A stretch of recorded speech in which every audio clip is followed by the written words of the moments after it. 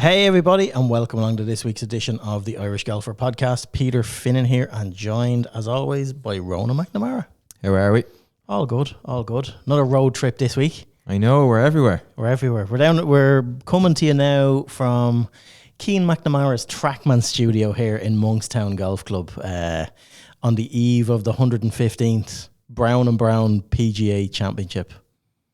It's a nice spot, this. It is a nice spot. It is a nice spot. Yeah, it's been a number of years since I've been at Monkstown, but my God, have they made some proper changes to this place. Yeah, with the Trackman studio, with the short game areas and the whole academy in general, they've pumped some money into the place, and it's great they're getting to showcase it now this week. No, it is good. No, we'll get stuck into all that is Irish PGA Championship sort of later on in the podcast, I suppose. Before we get stuck into all that, bit of a roundup, I suppose, on what happened over the weekend. We'd majors happening. You were at the Women's Championship last year, the close, yeah. And we've home internationals going on beside us here at Cork Golf Club this week. There's loads going on.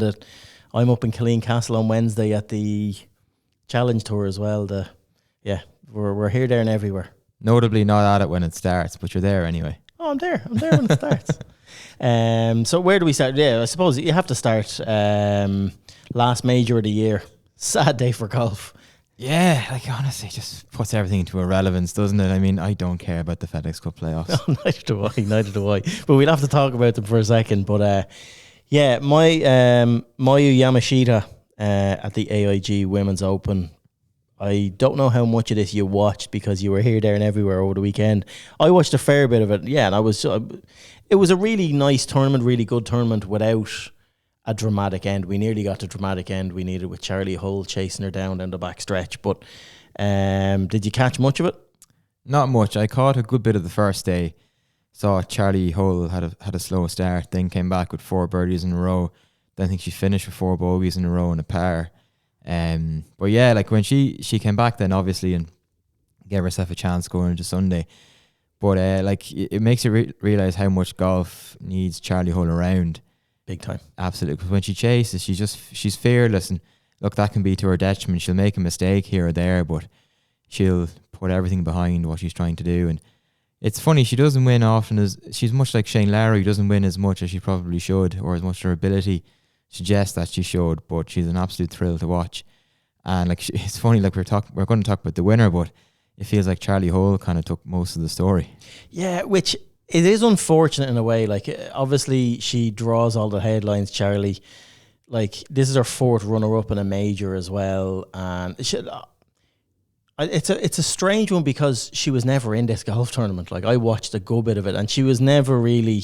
Yamashita just kept her at arm's length the whole way. Like, it was clinical by her in the final round by Yamashita, and Charlie did come at her, but Maya was just so far ahead that she was able to keep her at arm's length, and it was all bogey avoidance. It wasn't doing anything flary. Like, she dropped her first shot on the 17th, Maya did, in the last round, and that was the difference. Like, she just didn't make the mistakes. Anytime she got out of trouble, she didn't compound it with an error upon an error, and she won it by doing that. And Charlie dropped away late on with, like you said, bogeys on 14, 15, 16, or 15, 16, 17, and then it just didn't birdie the last then as well. To only be 2 back, she'll go away a bit pissed off, but I think she'll admit herself the best golfer in the week won the tournament. Yeah, 100%. Yamashita was just too good for everybody. As you said, seemed to have everybody at arm's length. Even when Charlie got to it and won, she never looked like she was going to waver in any way, shape or form. And I suppose Charlie's finish kind of summed up just how she played that week. It was just a bit too streaky to stick out there for the 72 holes. Royal Port Call was class. That's one thing I'll say. The golf course looked unreal. It has kind of whet my appetite for. We need to get the AIG Women's Open to this island. Yeah, because we're set up for it. Like, if we're hosting Open Championships in Port Rush, looking at Port Marnock, I think this has to happen before that. Like, Port Marnock is a prime location for it. Even places like the island or something like that.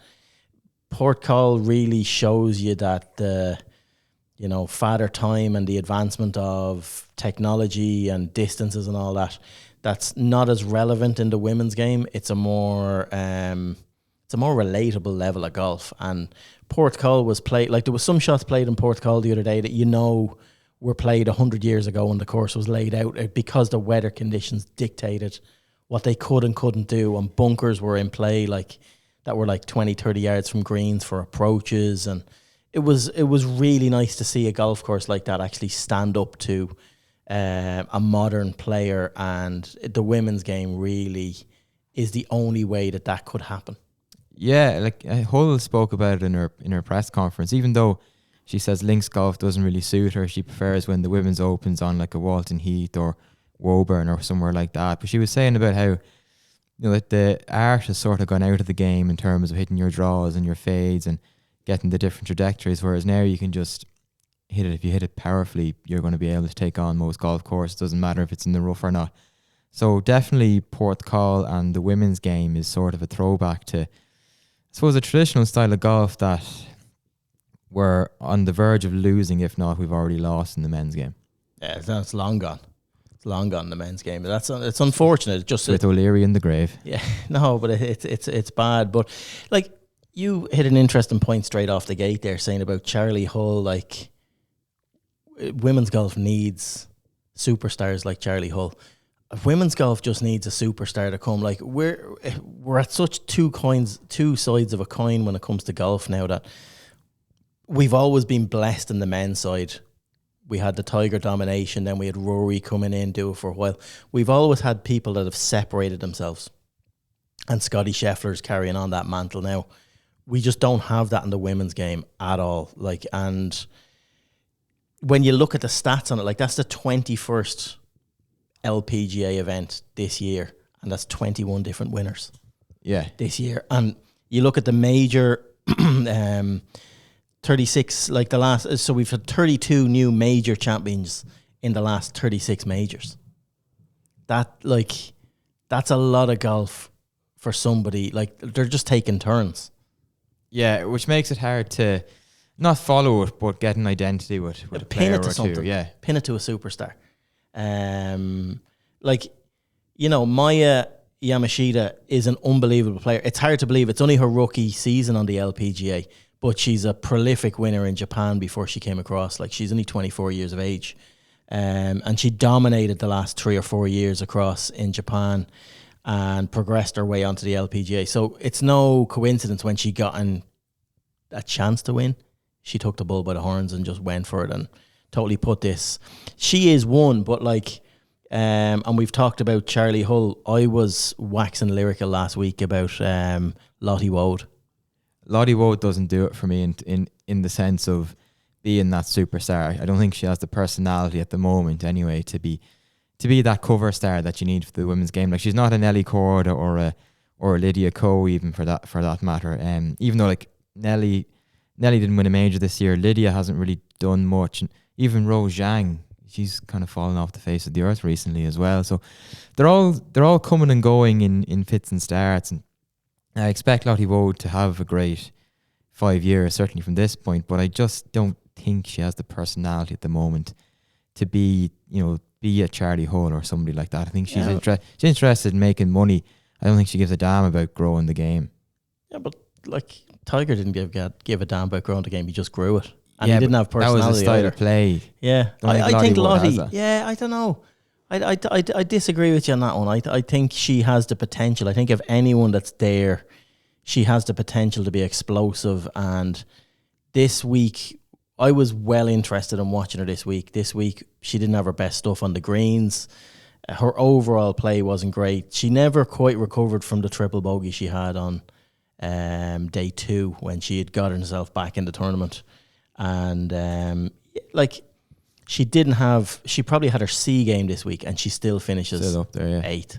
Like, she's had a long run of events though as well. Yeah. Like that week, the Scottish, Evian, then of course the Irish Open. Like, she won twice in that spell. And that's not out of you. Yeah, that's not counting her college stuff before that. Like, she was on a college campus a month and a half ago, and playing all the NCAA stuff and all that. So yeah, I think I think Lottie Wood is one that could break that cycle of just your turn this week, your turn that week. It needs something. I think she will, yeah, but I don't think she's going to transcend the game. Yeah, personality wise. Yeah, no, I'd go along with that. The triple bogey we spoke about. I don't know. Did you see that? Did you see the 7? Yeah, No, yeah, it was. It spoke volumes as to. I really liked Dermot Byrne's interaction. He called a referee in and was calling for a second rule. And if you do get a chance to look at it, it's mad. It is mad. You can tell the experience that he has. She was kind of innocently sitting back and letting things happen, whereas Dermot was calling for a referee. No, we should do this. Like, get a second opinion. Because they went for an embedded ball, she literally hit down onto a ball, dug it further into the ground, and it was mad. There was a couple of mad things happening in this. Did you see the hole in one? Yeah. I don't think that should have got shot of the week, because it's not going in unless it hits that golf ball. That's harsh now. That's harsh. No, I think it's fair. For anyone that didn't see it, who hit the shot? Mimi Rhodes. Mimi Rhodes hit a shot, and her playing partner stuck the ball into like 2 or 3 inches. 7 or 8 inches, yeah. Like hanging on the edge, and then Mimi follows her in and, like billiard style, was going left and wide and just hit the ball and just dropped into the hole, and that's it, done. And her playing partner that she was playing had a hole in one the day before. Should that be shot of the week then? Yeah, that's proper the hole thing. in one. Yeah. This makes better camera, better TV, but no, it was does, good. to be fair. It was good. Anything else on the LPGA you want to hit on? I suppose we had our own players there. Like Leona, wasn't her week. No, she hung around-ish for a couple of days around level par or so. But the weekend definitely didn't go her way. She still picked up just short of 20 grand, which is, yeah, it's not to be too sniffed bad. at. Lauren Walsh missed the cut by a shot, and Anna Foster missed it by 4 shots, I think, on 7 over.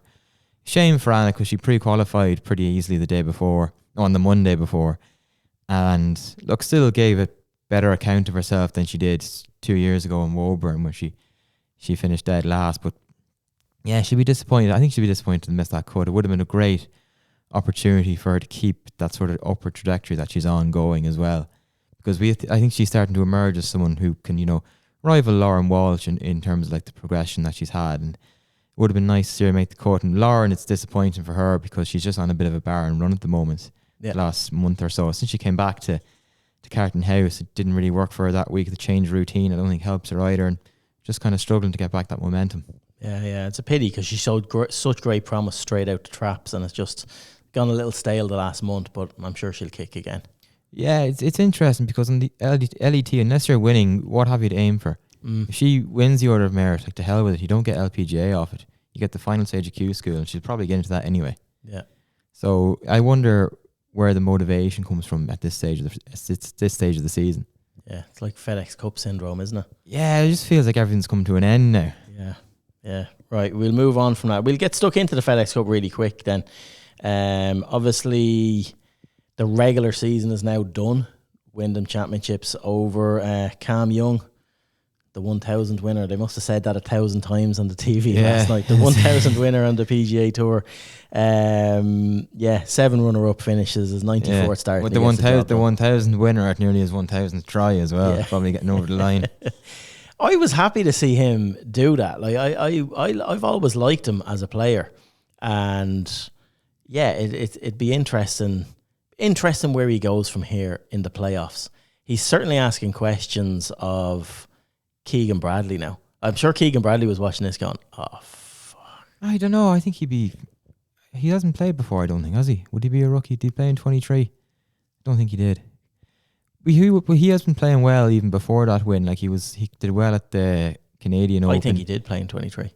He might have done, yeah. Yeah, sure, he was top 15 in the world. Yeah, because he burst onto the scene with basically a runner-up in nearly every major. He nearly went Ricky Fowler style. Yeah. But he played well at the Canadian Open, played well at the US Open. Could have won that if things went his way. He was part of that just group. You only needed one to burst out from there. And yeah, I think it was definitely a long overdue win. Like, we talked to Paul McBride a lot, who went to college with him, said, kids born to win majors. Yeah. And it looked like he was never going to win at one stage, but it was definitely, definitely an overdue one, and puts him on the radar. And yeah, I think he's going to be thereabouts for the next 18 months again. This could be, as Harrington always says, that 18 months, 24 month spell that you have in the game, and this could be it. Somebody learned to putt. That's the thing. In the Happy Gilmore week, he just blitzed the field with strokes gained putting. Like, he started with a 5-shot lead, and you think, if there's one guy that's going to go out with a nervy start with a 5-shot lead on a Sunday, given his past record, it's Cam Young.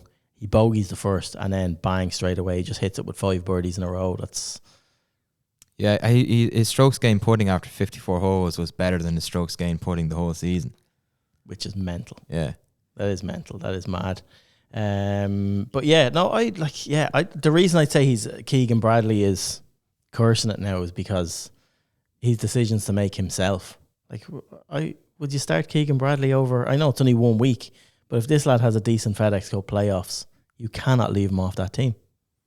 Yeah, Keegan can always pick himself though. Wildcard pick himself. No, but I think Cam Young would be a welcome addition. I don't think he's one of those JJ Spawns or Chris Goddard where you're like, oh God, don't need him on the team. I think you'd need Cam Young. Yeah, he's explosive. Yeah, no, I'd have him in. It is a nightmare scenario because Bradley. I don't know.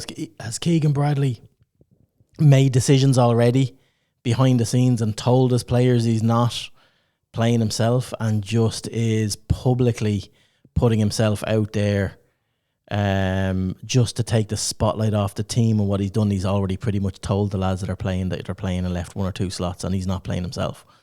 Or is it the opposite and he's just focused on his own game trying to make this team? Yeah, it's in like Keegan Bradley's almost in an uncomfortable position in the rankings. Like he's 10th, he's 4 outside the top 6, so he needs to win again to get in, essentially. And Cam Young is 15th, so can you pick a guy five places below you? But then you look at some of the players around there. He's playing like Cameron Young and Keegan Bradley are both playing better than Maverick McNeely, Brian Harman better than Andrew Novak. Cantlay is Morikawa. Nowhere to be seen. He's 14th. Yeah. Morikawa is 8th. Speed's nowhere to be seen there at all. Not even in the top 20. There's a lot of the American stalwarts of the last 7-8 years aren't playing well. Like even Tony Finau has done nothing for a couple of years. Daniel Berger's still there. Lucas Glover, you probably wouldn't have him. What was Wyndham Clark's nickname? Oh, the lads from I heard that, the blow pig. Blow pig, he's 17th. So there's a lot of, how would I describe it? Players who have the same ilk, which is never, I don't think it's ever a good thing. You need someone to sort of stand out from the pack and provide a little bit more than what you're getting. Yeah, it was a bit of a stale finish to this anyway, but yeah, more power to Cam Young. I still haven't got the needle in with you, actually. I'm surprised I haven't. Were you in Croke Park yesterday? Yeah. Yeah? Yeah. Well, how'd that go for you? Not great. Not great. No. Poor Mead women, destroyed by Dublin. Destroyed. Look, it's for another day, but LGFA need to get the fucking finger out.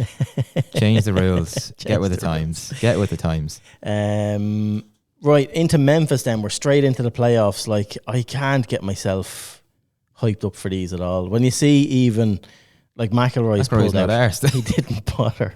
McIlroy hasn't played the 3 events in a long time. Yeah. He usually plays 2. Look, Larry's obviously playing, and he's put a lot of stock into the FedEx Cup. He mentions it a lot, about how important it is too. Now, whether that's just lip service, I don't know.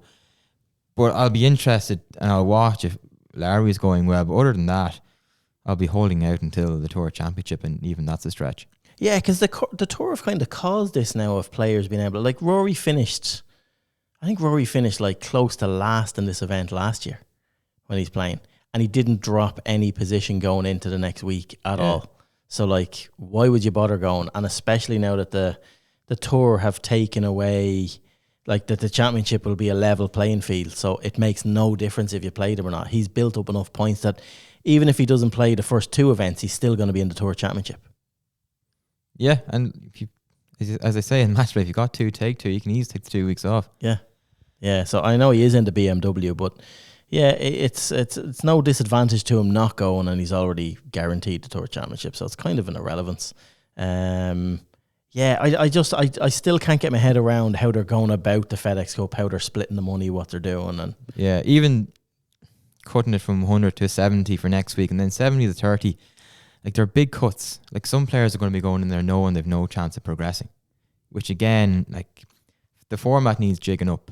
Yeah, since they got rid of the 4 events, it's never quite been right. Yeah, it needs a bit of innovation, definitely.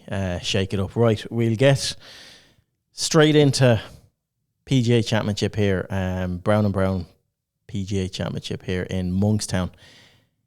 We've been here all day today. We've caught up with a fair few players, just preview stuff. And how have you found it since we've been here?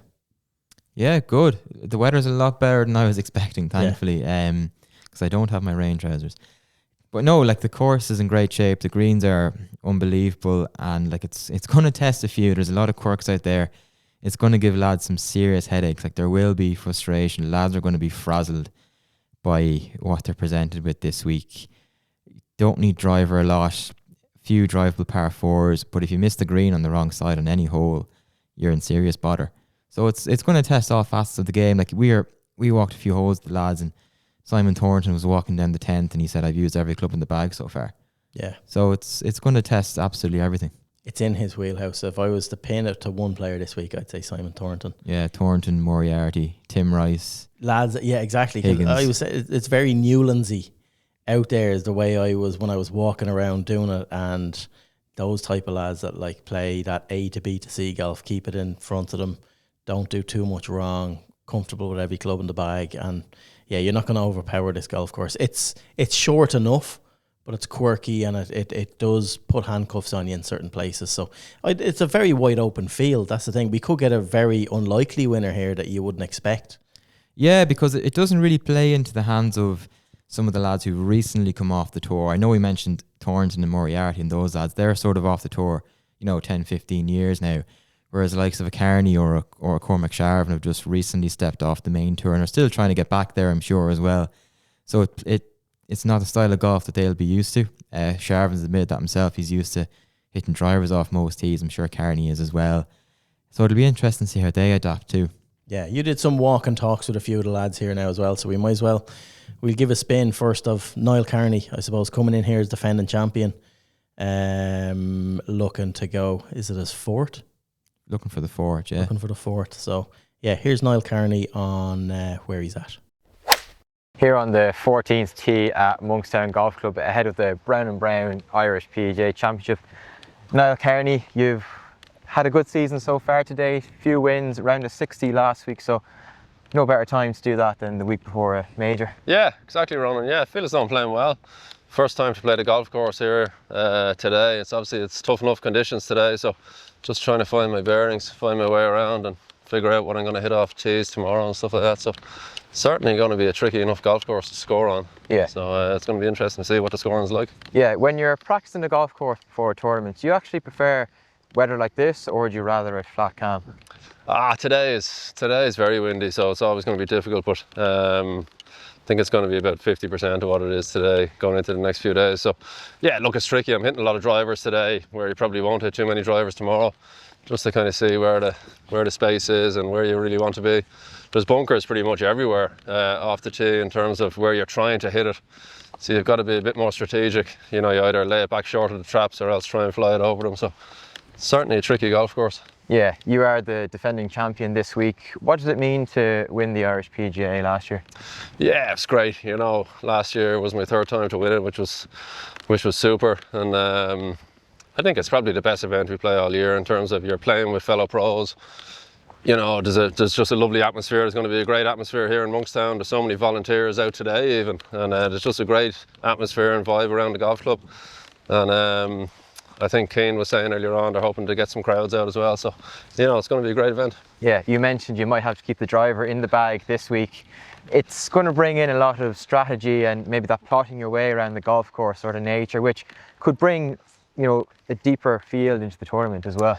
Yeah, I think it does. It's a very different style of course to say Palmerstown, which is where we hosted the championship last year, and so it's certainly everybody's going to be included here. If you're accurate off the tee, second shots are not overly long, and anybody that's putting well has got a chance this week. Absolutely. Well, hopefully see you up there close on Thursday as well, and best of luck. Hopefully. Thanks, Roman. Full of beans after that 60 last week. Yeah, no better time to do it. Like as we said to Brian McCormack last week, back-to-back wins. Like you want to be coming in here with good form, peaking for the big events, and that's exactly what Niall's done. He won 4 times this year. Still think he's probably the favourite going into the week. I know the course mightn't suit him, but he's more than good enough to adapt to that challenge. And if the putter gets rolling on those greens, you're going to make a lot of putts, especially if the wind dies down. Like the greens are immaculate at the moment, and it's nearly impossible to miss, I think, from 6 feet in. Yeah, no, it is. It is. Who else caught your eye? I know you've walked and talked with a lot of other players as well. Yeah, I walked with Simon Thornton, as I said, and he just said the challenge it presents is going to test absolutely everything. He's playing well enough. He had a second place finish in Bellewstown last week, so he's arriving with some good form again. He's won this championship before. He knows what it takes to get over the line. We were also talking to Sharvin, and like he's starting to play a lot more on the region. And again, he says the 2 and 3 day events suit him more than the 1 day shootout. So yeah, the chat you had with him was actually interesting. Yeah, let's get we'll play that now and then we'll dissect some of it. Here with Cormac Sharvin ahead of the Brown & Brown Irish PGA Championship at Monkstown. Cormac, you're playing the golf course for the first time. What do you make of it so far? Yeah, it's very quirky. Kind of a lot of irons off tees, it seems. Smallish greens, kind of got to be accurate off the tee. Seems to be, the front nine's only like 3 or 4 drivers for me, and I generally hit driver everywhere, so it's going to be a lot of positional golf and trying to put yourself in the right spots to access some of the small targets that are the greens. And obviously today we're getting it quite windy, so it's playing tricky enough, to be honest. Yeah, when you're playing away from what would be your natural game, are you relying more on patience and discipline in that regard? Yeah, I think you're always relying on patience and discipline. I guess this week's different. I think with the 18-holers and the shorter tournaments, you can be a bit more aggressive, but I think you can be a bit more patient and kind of plot your way around here a bit more than if it was 18 holes. I think I would maybe take a few more shots on, but yeah, it's just trying to get a feel for the place and pace of the greens. The course is in great condition. The greens are absolutely perfect, so hopefully I can make a few putts. Yeah, the longer events suit you, as you said before. You won the K Club last year, you won Donegal very recently as well. Yeah, I think it's just what I'm used to. I've kind of never really, I've played a lot of 2-round tournaments, unfortunately, but that's why I'm here. But no, I mean, yeah, the longer events kind of I can be a bit more patient, and I feel like I'm one of the better players here. So I just feel like over 3 rounds or over 2 rounds, I've got more of a chance than over 18 holes. Yeah, and how much are you enjoying playing on the region? Because as we mentioned there, you've had some success. Yeah, it's been great, just to keep me competitive. I didn't really fancy going and playing Alpster or anything like that, just kind of where I'm at with my life. So it's been great to keep me competitive. I'm going to do Q school in a month's time, so it's kind of just keeping a card in my hand and just keeping me competitive. Getting a card in your hand is the most important thing in this game, I think, to keep you sharp. Absolutely. Well, play well this week. Cheers. Thanks. Yeah, he's nearly having digs at himself. Yeah, the little thing about the 2 rounds, that's why I'm here, and that's why he's here. Yeah, like, it is what it is. He's trying to work his way back up, and, you know, he's getting the competitive juices going, but when he turns up, he's one of the favourites, and he's won big events, won in the K Club last year, as we talked about, won in Donegal earlier this year, so the longer the event, the more of a form horse he is, it seems, because he does know how to play tour events, and this is essentially what it is this week. Yeah, it's a tricky test, and like you say, the more holes they play, no matter what the holes are, the more holes they play, the more chance of the best golfer in a field gets to separate himself out, and that is the saving grace. If this was a PGA Championship over 1 round on this golf course, literally anybody could win it. Because somebody, I'd imagine, will shoot 5-6 under on the first day, but if it's one of the players from sort of the middle of the pack, are they going to do that over 3 days? Where if you just plot your way along like a Sharvin can, like a Thornton, over the 3 days, you'd imagine they'll rise and get into contention on the back 9 on Thursday. Yeah. No, it's fascinating. It is fascinating. The thing that stands out for me here is the second you come through the gate, they could not be more welcoming. Like everything about the place, like the car park, and they actually are treating this like a proper championship here, which is. Yeah, that's what you want, because they've signposts on the route in saying slow down, event in progress. It took me a minute to kind of think, what the hell?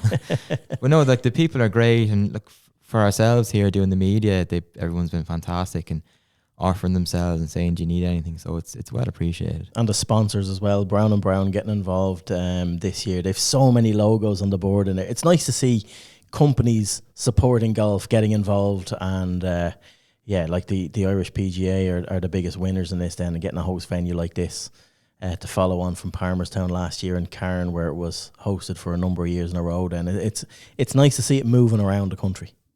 It is, and it gives you a different test every single year, because even though we've had two parkland courses. Palmerstown and Monkstown are worlds apart in terms of the test it provides. Palmerstown was definitely one you could go all out attack from the off, whereas here I just don't think so. Like you can take on those par fours, but you can easily make a double on them. You get a difficult bounce here and there, even though they're short, they're risk reward. So you do need to sort of find the balance this week, and that'll be key between attack and being over aggressive. Yeah. Anything else you want to hit on from Monkstown? No, but I have to say I've rarely seen a PGA where you mentioned the sponsors. It's not just on the first and 10th tee. There's a lot of logos everywhere, which I think really does stand out and brings a certain sense of class to proceedings. Yeah, no, they've dressed the place up lovely. They've done, and I'm assuming most of that falls on Cian, the pro here. Yeah. Like he seems to be. We just caught up with him when he came in off the golf course there now. We might as well play the quick bit of audio that we got with him. We had a nice chat about the pleasure of hosting the championship and what it means to him. And he mightn't be playing an awful lot of golf, but he's certainly feeling the pressure of this week. Yeah. Here at Monkstown Golf Club with head professional Cian McNamara ahead of the 115th Brown & Brown Irish PGA Championship. Cian, just talk about what an honour it is to have this championship here at Monkstown. Yeah, we're privileged to be able to host an event of this level. Over the last few years, we've tried to, I suppose, develop the facilities and kind of advertise the product we have here at Monkstown. And to be able to be given the opportunity to host this event was something we grabbed with both hands. We're very, very proud of it, and we got such a great response from the members and from sponsors that we just really feel excited about the week ahead and delighted with the support we got. Yeah, and how enjoyable is it for you on a personal level to be teeing it up on home soil this week? Enjoyable. I'm unsure. There's a little bit I don't get to play much, or there's a little bit of pressure maybe brought on myself, but it's enjoyable just to we all are kind of have a bit of pride in where we work, or probably there's little egos to all of us wanting to work in nice establishments, and I'm just delighted that my fellow pros get to come down and see the place that I work and see the benefits or the improvements we've made over the last few years. Yeah.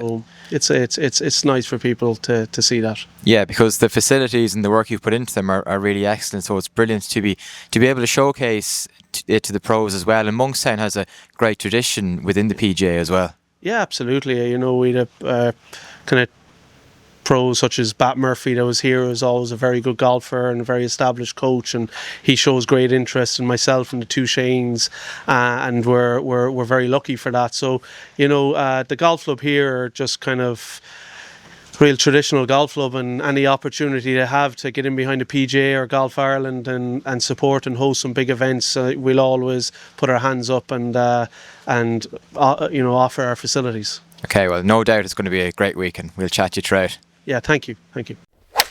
You can tell by him it means so much. Yeah, and I'm sure by tomorrow morning when he tees off, he'll be a bag of nerves. Exhausted. Naturally. Yeah, because a lot goes in. It's not just this week. It's probably the last couple of months leading into the event. He'll have had his hands full. Like, he's really sort of pulled the boat on his own in many respects, as we all know. And there's a certain pressure then as well going out. The members will be keeping an eye, whether they're here or not. They'll be keeping an eye on a score, and you do want to do yourself justice, no matter how much golf or how little golf that you've played. And it's just about doing yourself a bit of justice as well. And there's pride then in making sure the course stands up and provides a great test as well. It's the extra things that he has to do that nobody else in this field has to do. And Rory and Shane talk about it coming to the Irish Open. It's no different for Cian McNamara this week, except he's standing on the first tee looking, that sign is after falling down. I need to pick that up or so. Like, the little distractions coming into his head is mad. Yeah, and that's like, it's a great problem to have, because we've only been here for the day. We can already see like it's going to be a fantastic week, just in terms of the setup, even the clubhouse upstairs, the facilities here are top class as well. So everything's in place for when the pros come in, and they're coming in off the course and going out onto the golf course as well. They've everything at their fingertips. No, it's good. Anything else you want to hit on from here?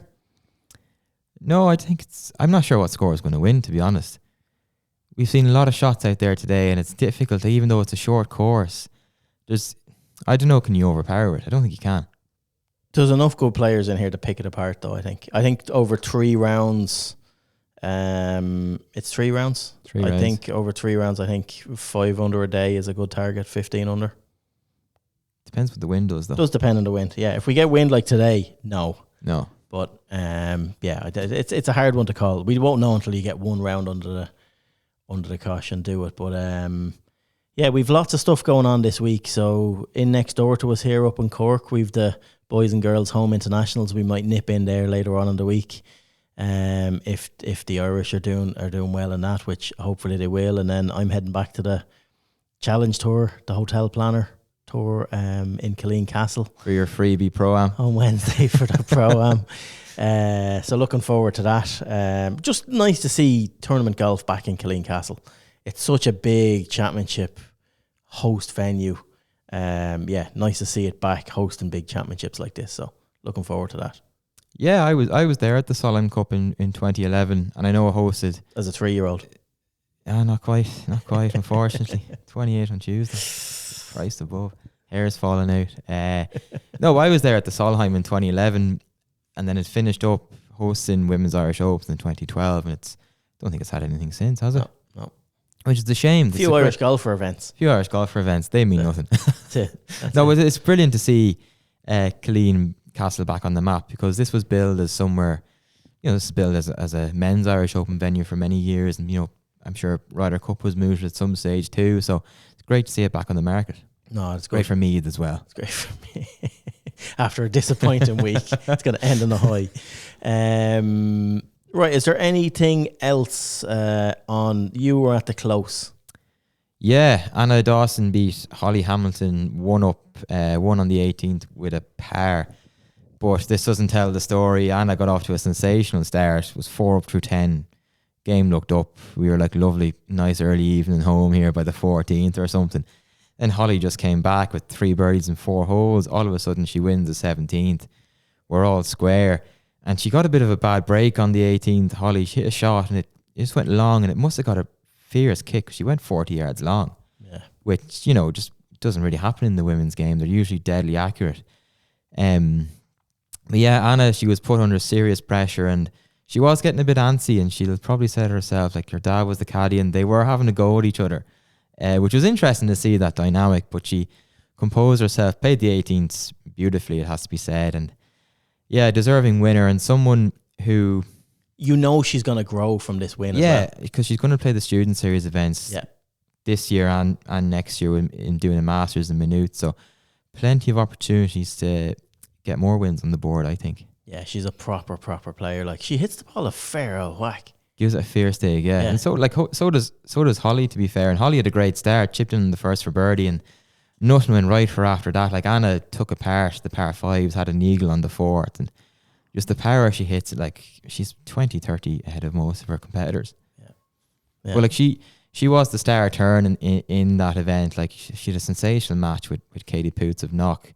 Katie Poots, the leading qualifier, Anna Dawson, the last woman in. It just shows you, like, but that's match play. It's just to get in, last different woman game. in. But they shared 17 birdies in their match. That's crazy. It's unbelievable. I think it went to the 20th or 21st hole. But like, Anna's definitely the star turn when some of our other Irish internationals don't turn up, and I think that's something that needs to be addressed. If you're getting good sponsorship from Golf Ireland at amateur level, turn up and play. Like, there's only 2 Irish women's events really, the Women's Am and the Close. I think it's a poor look when you're not turning up, and especially when you're withdrawing a couple of days beforehand. It's not good. Getting the digs in there. No, it's not good. Yeah. No, you're right. No, listen, like, it needs to be, there has to be some sort of a, if you're opening yourself up to grants and you're opening yourself up to Team Ireland support, there has to be an obligation to play in your home events. Yeah.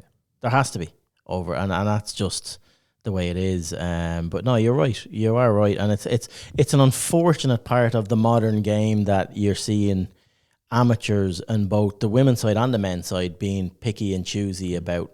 On the men's side, it's just as bad. It's worse. It's just as bad. It's worse. We're not just not that we're picking on anyone. We're not singling out the women here. The men are just as bad. Yeah. And you like it's more of a, like, the level, and I'm not saying the players don't, but the level of high esteem we hold on some of these championships, it doesn't seem to be reflected not anymore. And in fairness, we did talk about this last week on the pod. We dug out the men for not turning up, which look gives opportunities for other people to step in, and you never know what can happen to them. Like we've had David Howard and Jonathan Keane are getting Irish caps this week, home internationals, and that's brilliant, and they deserve it. So swings and roundabouts. Getting the digs in, I like that. Right, anything else you want to hit on? Mark Power was the only Irish player to make the cut on the Challenge Tour in Scotland. I think he finished third last in the end. But Daniel Young got his first win, just leading into the Irish Challenge. Sort of most of the Irish lads have sort of gone off the boil at the wrong time here. Like 3 or 4 of them are doing well as recently as a month ago, and we're going to have lots of players playing this week. So hopefully 1 or 2 will burst out from the pack and play well, because it would be great. Like Killeen Castle is a very accessible place as well to get a good crowd in. If we can get lads climbing up the leaderboard, I'd just be a little concerned with no one really to hang our hat on at the moment coming into the week. You would think that there's a few of them will raise their game. Like Mark Power's looking at this, he's licking his lips. Yeah, this is a Mark Power golf course. It is, isn't it? Mm. Is Max Kennedy playing? Max Kennedy's playing, Liam Nolan's playing. Yeah, like these lads. These 3 lads who need good weeks. 100%. And it's a massive opportunity week for all 3 of them to actually pin their colours down and it's a platform to kick on from. Absolutely, and playing on home soil, like it doesn't happen too often. Yeah, they'll have massive support. Do you remember actually? It doesn't happen often enough in Ireland. No, but do you remember, like, I'll never forget, like, for a Challenge Tour event, the K Club, I think it's 4 years ago at this stage, 3 years ago maybe, on the South course when we had Tom McKibben up there, we had John Murphy up there. I was at that, Yeah, you were we were upstairs doing a podcast down looking at like the crowds around the 18th green, the support all the home players got. Yeah, Gary Hurley was going well. Gary Hurley as well, yeah. No, so like we're due a few, like if the lads produce, you will get a big crowd at Killeen Castle over the weekend. If the lads are in the mix there at all, you will get people coming up and turning up and going doing that. And I'm looking forward to it. Absolutely. It's a little bit of a shame that it clashes with all the international golf. So we know amateurs playing this week, but there's good opportunities there for Rob Moore and Jack Madden. John Murphy, you mentioned there, he's playing this week as well. Paul McBride and Daniel Mulligan and Liam Grehan's playing too. So a good chance for him. I think this is one of his last events before he goes back to the Sunshine Tour as well. He's one to watch actually, because he's like, it's not. I'm not going to say there's no pressure on him, but it's a free roll of the dice, isn't it? Yeah, and it'd be a similar enough test to the K Club South. Yeah, so I think he'll go well. Yeah, I hope so. No, all good. Looking forward to that. Anything else? Don't think so. No, all good. Unless I'm missing something. No. I trust you. You're putting me on the spot there. No, I'm trying to put you on the spot, but it's not working. Right. Something we never have notes for. Gary Player Villain of the Week. You laugh at this every week. I do. My villain of the week. I don't know. I have a hero. Right, go on. We'll do heroes first. It's the dude upstairs on the piano. Oh, really? Sensational performance. Niall is his name. Is it? Niall is the man. Yeah, Niall there's a guy here. There's a member here playing the piano in Monkstown, and he's unbelievable. Sensational. Upstairs. It's really good. I like heroes of the week. Yeah, let's give it to the piano man. Yeah. It's the most underprepared. It's shocking. And villain of the week. You have to have someone for a villain. I'm calling myself out as villain as well. I'm after killing another bird driving down here. Oh yeah, you took another victim. I don't know, like last week, pigeon disintegrated on the windscreen. Now a thrush or something went through the grill in the front of the car. Bits of them everywhere. So, yeah, it's not good. You, any villains? No takers. I might give it to the LGFA or the referee yesterday. Had to boil back to that sore loser. Right, no, I think that's a wrap for this week. There's so much golf going on. We're here, there, and everywhere. We'll be back early next week then with a full roundup of everything that's happened. We'll have a new Brown & Brown PGA champion crowned. We'll have hopefully an Irish winner in Killeen Castle. Hopefully Ireland win the home internationals in the boys and the girls categories. And the men's and the women's. And what else? Hopefully Larry wins one of the playoffs. There we go. Memphis. Larry wins in Memphis. We'll win everything. That'll be it. We'll win everything. Clean sweep for the week. But cheers for tuning in. And we'll chat to you again next week. Bye.